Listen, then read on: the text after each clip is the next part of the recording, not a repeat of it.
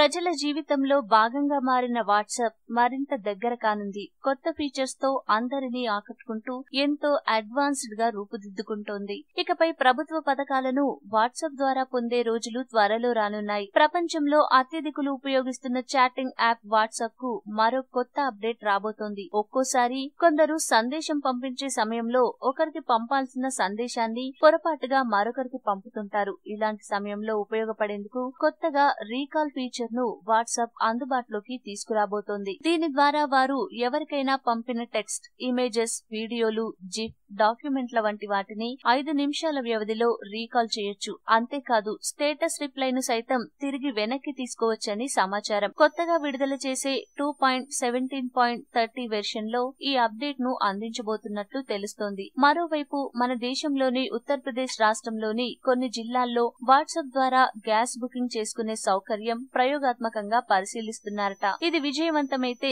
దేశం మొత్తం విస్తరించాలని కేంద్రం భావిస్తున్నట్టు సమాచారం. ఈ వీడియో మీకు నచ్చితే లైక్ చేయండి, అందరికీ షేర్ చేయండి, కానీ సబ్స్క్రైబ్ చేయడం మాత్రం మర్చిపోకండి.